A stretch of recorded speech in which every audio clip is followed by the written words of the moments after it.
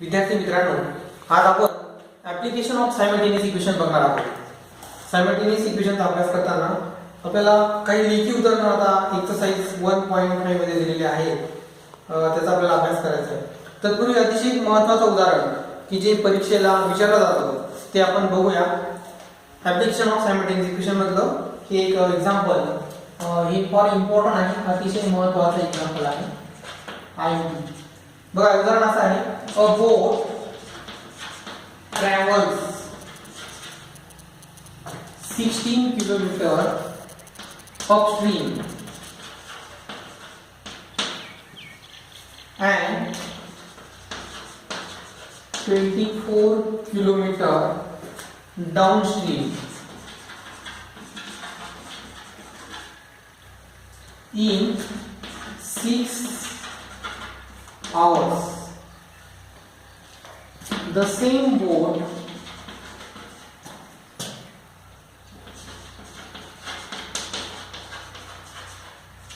travels 36 kilometer upstream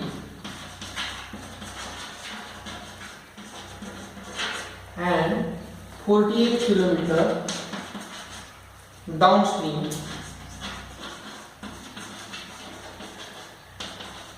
in 13 hours. Find the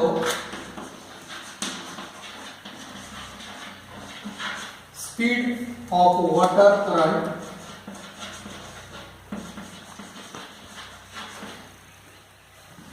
and speed of boat in steel water. आता बघा, हा प्रश्न आता याचा अर्थ आपण समजून घेऊया. अ बोट travels in 60 kilometre upstream and 24 kilometre downstream. Upstream म्हणजे प्रवाहाच्या विरुद्ध दिशेने ती बोट किती किलोमीटर जाते? 16 किलोमीटर जाते. अँड 24 किलोमीटर डाउनस्ट्रीम म्हणजे प्रवाहाच्या दिशेने. समजा इथे ही नदी आहे आणि याच्यामध्ये बोट आहे. आता हा प्रवाहाचा वेग आहे, इकडे हा तुमचा काय झाला? डाउनस्ट्रीम. आणि हा इकडनं जो बोट येत असेल याला इथं अपस्ट्रीम. आता प्रवाहाच्या दिशेने जेव्हा बोट जाईल तेव्हा त्याला प्रवाह काय करणार आहे? मदत करणार आहे बोटीला वाहण्यासाठी. पण जेव्हा ती अपस्ट्रीम होईल, प्रवाहाच्या विरुद्ध दिशेने येईल, तेव्हा मात्र काय होईल? त्या प्रवाहाला विरोध करेल, म्हणून बोटीचा वेग जास्त असावा लागणार आहे. ते आपण बघूया. आता आपल्याला या ठिकाणी काय करायचं आहे की find the speed of water current, पाण्याचा प्रवाहाचा वेग काढायचा आहे. And speed of boat in still water, आणि स्थिर पाण्यातला बोटीचा वेग काढायचा आहे. आता इथे आपण मग सोल्युशन करताना काय म्हणावं लागेल? तर आपल्याला दोन स्पीड दिले, स्पीड ऑफ वॉटर करंट आणि speed of boat in still water. मग इथं म्हणायचं let the speed of the boat in still water be. Let the speed of the boat in still water be x kilometer per hour and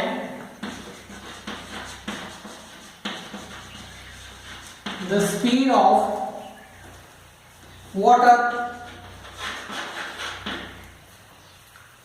current by kilometre per आवर. संत पाण्यातील बोटीचा वेग आपण किती मानलेला आहे? x kilometre per आवर. आणि speed of water current आणि प्रवाहाचा वेग किती मानलेला आहे? y किलोमीटर पर आवर.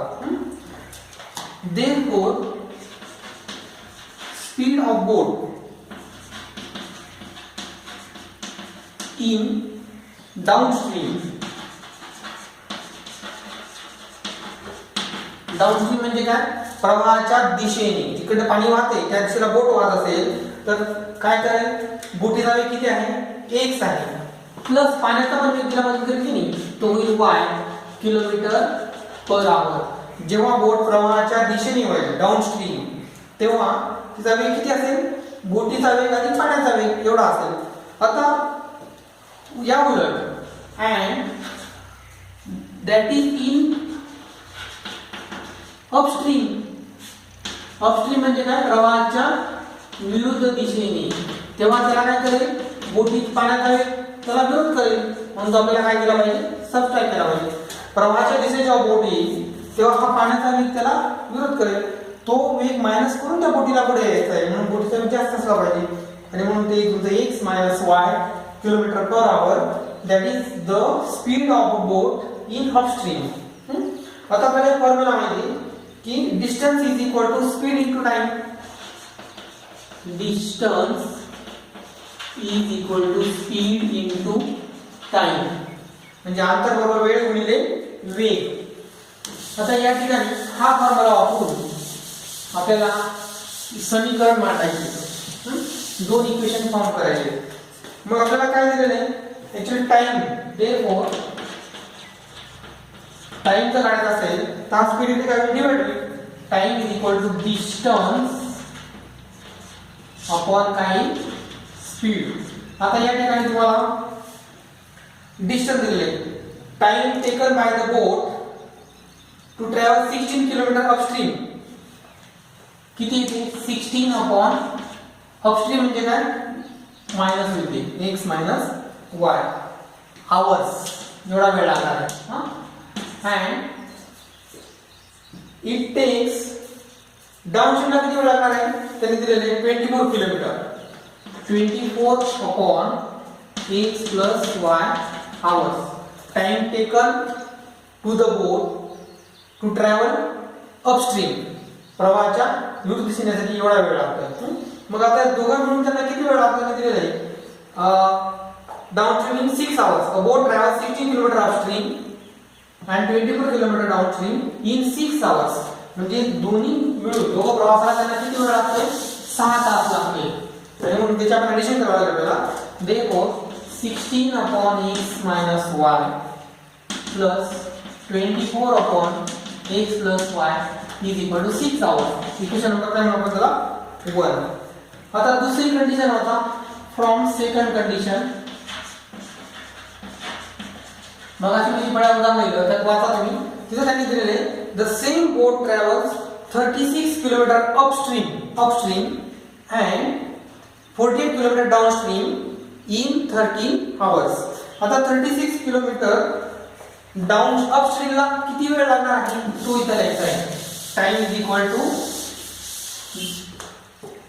Distance upon speed. आता यांनी म्हटलेले 36 किलोमीटर काय आहे, अपस्ट्रीम म्हणजे x मायनस y आणि 48 किलोमीटर डाउनस्ट्रीम म्हणजे x प्लस y. या प्रवासाला त्या बोटीला किती वेळ लागतोय, 13 तास, 13 आवर्स.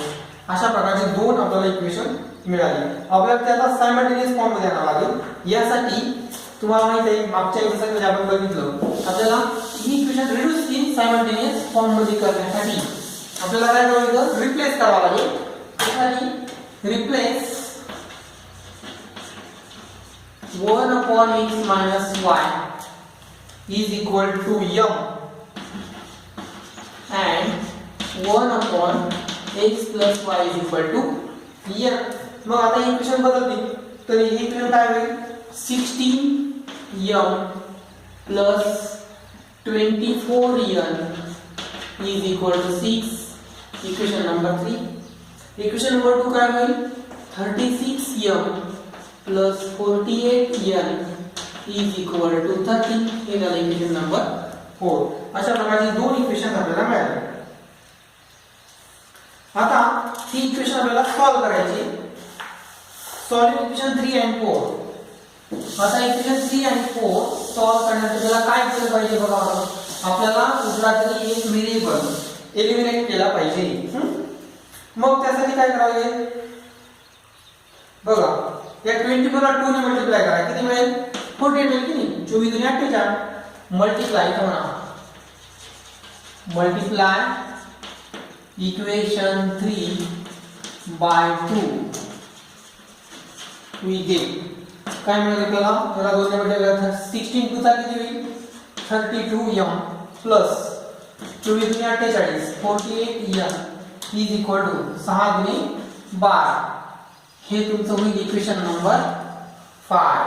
आता ऑब्झर्व इक्वेशन 4 and 5 तुमच्या लक्षात येईल की जो व्हेरिएबल n आहे त्याचे कोएफिशिएंट कसे आहेत सारखे आहेत मग आपल्याला इथं असं लिहिता येईल सबट्रॅक्ट इक्वेशन 5 फ्रॉम 4 4 मधून 5 वजा करा इक्वेशन 4 काय आहे 36m plus 48n is equal to 13 आणि हे आहे 32m plus 48n is equal to 12 subtraction करताना साइन चेंज करा ओके 36 minus 32 किती होईल 4m हे दोघं कॅन्सल होतील is equal to 1 and therefore m is equal to 1 upon 4 m ची किंमत मला मिळाली 1 upon 4 आता ही किंमत एखाद्या सोप्या इक्वेशन मध्ये टाकूया इक्वेशन सिंपल इक्वेशन कोणतं दिसतं आपल्याला इक्वेशन नंबर 3 मी तुम्हाला put m is equal to 1 upon 4 in equation 3 equation 3 आहे 16m इथे m ची किंमत टाका 1 upon 4 plus 24n is equal to 6 आता after solving this you will get value of n now 4 1 4 4 4 16 4 plus 24n is equal to 6 24n is equal to 6 minus 4 पुढे द्या 24n is equal to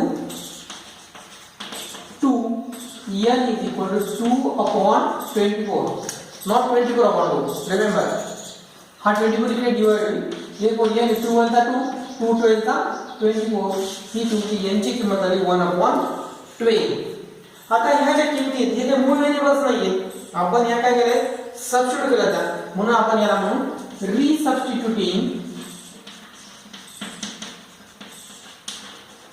values of m and n आता m चे m कशासाठी मानलेलं आहे आपण तर 1 upon x minus y therefore 1 upon x minus y is equal to m and 1 upon x plus y is equal to n आता m ची किंमत टाका म्हणजे 1 upon x minus y is equal to 1 upon 4 and 1 upon x plus y is equal to काय 1 upon 12 आता या चा numerator same 1 1 आहे म्हणून x minus y is equal to 4 हे इक्वेशन मिळेल तुम्हाला हे किती इक्वेशन आहे इक्वेशन नंबर 6 आणि x plus y is equal to 12 equation number 7 कसं काढला आपण हा इकडे गेला हा इकडे आला किंवा लक्षात ठेवायचं जर न्यूमरेटर 1 असेल दोघांचा तर हे डिनॉमिनेटर काय इक्वल होतात म्हणून x plus y is equal to 12 आता हे सोपं इक्वेशन मिळाले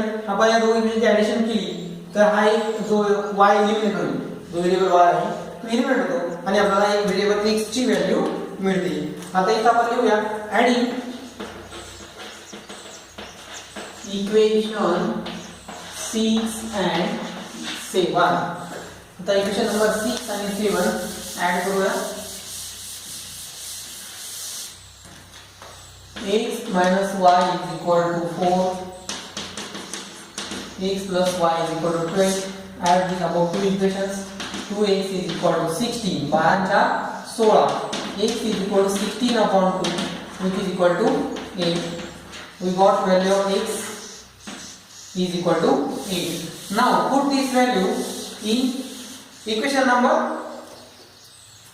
6 put x is equal to 8 in equation 6 we get 8 minus y is equal to 4 हा 4 इकडे घ्या y च्या बाजूला घ्या y is equal to 8 minus 4 आणि y ची व्हॅल्यू आली 4 आता आपण x आणि y काय कशासाठी मानलेले आहे तर x ला आपण काय म्हटले the speed of the boat in still water म्हणून तुमचं ते उत्तर आलं speed of the boat in still water is equal to 8 km per hour आता आन्सर लिहून टाका therefore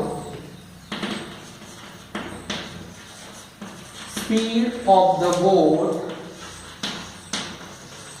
in still water स्थिर पाण्यामधला वेग किती आहे 8 km per hour and speed of the water current, पाण्याच्या प्रवाहाचा वेग किती आहे त्याला काय मानले आपण y मानलेला आहे आणि तो किती आला आपला 4 km/h याला आपण h मानलेला आहे. अशा प्रकारे तुम्हाला उत्तर काढता आलं पाहिजे. हा प्रश्न तुम्हाला 4 गुणांसाठी विचारला जाऊ शकतो आणि अतिशय महत्त्वाचा प्रश्न आहे. त्यानंतर आपण एक्सरसाइज 1.5 मध्ये काही एक्झाम्पल्स बघूया.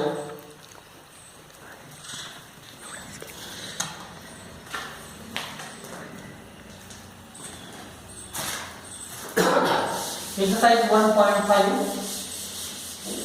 Take first example.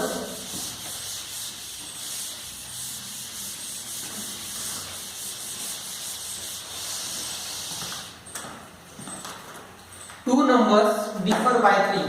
Practice set 1.5. Practice set 1.5. First example. Two numbers differ by 3.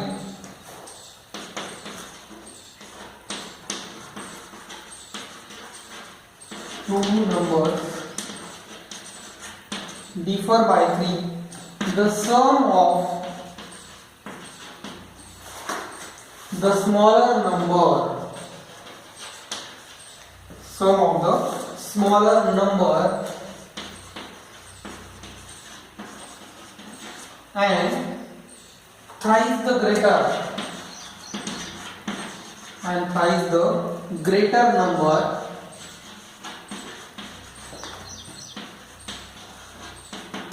is 19. Find the numbers.